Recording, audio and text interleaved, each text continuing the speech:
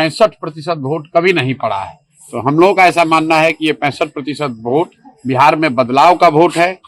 14 तारीख से बिहार में एक नई व्यवस्था बनाने का लिए वोट है।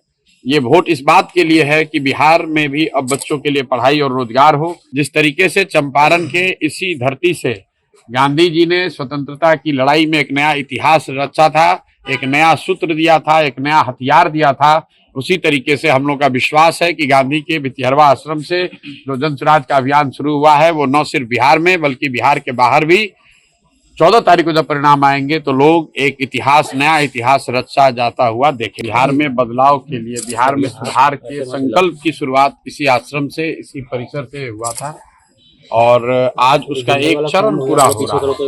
करीब 3 वर्ष उस बात को हो गए और 3 वर्ष में जो कुछ भी हो सका है, प्रयास किया है कि ईमानदारी से, शुद्धता से, जिस ईमानदारी और शुद्धता की बात करके इस आश्रम से इस अभियान की शुरुआत की गई थी, उस ईमानदारी और शुद्धता को बनाए रखने का पूरा प्रयास किया है। लोग अपने बच्चों के बेहतरी के लिए, उनके भविष्य के लिए, अच्छा समाज का निर्माण के लिए लोग उस तरीके से वोट देंगे, बस यही कहना चाहते हैं। पहली बार आजादी के बाद बिहार के इतिहास में सबसे ज्यादा वोट पड़ा है और ये अपने आप में एक बहुत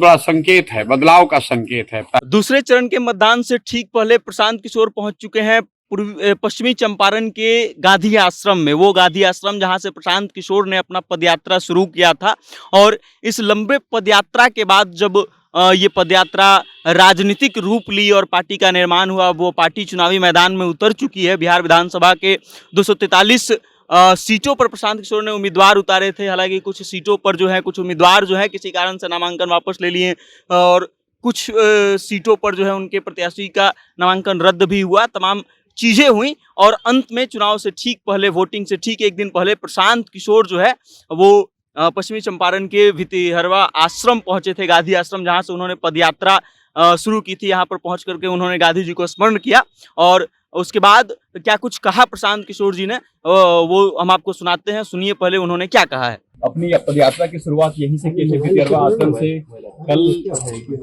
कल चुनाव प्रचार का, कल जो है वो लास्ट का चुनाव है, आप यहाँ पे आए हैं, क्या कुछ कहेंगे इसको? यात्रा की शुरुआत नहीं की थी, बिहार में बदलाव के लिए, बिहार में सुधार के संकल्प की शुरुआत इसी आश्रम से, इसी परिसर से हुआ था और आज उसका एक चरण पूरा हो रहा है।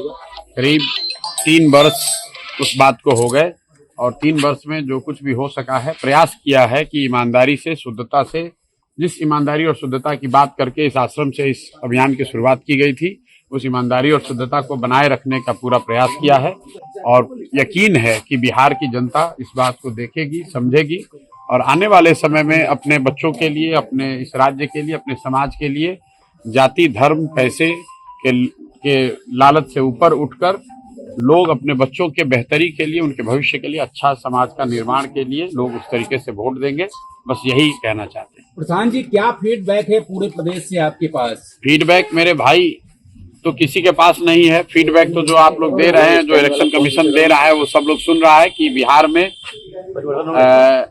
पहली बार आजादी के बाद बिहार के इतिहास में सबसे ज्यादा वोट पड़ा है और ये अपने आप में एक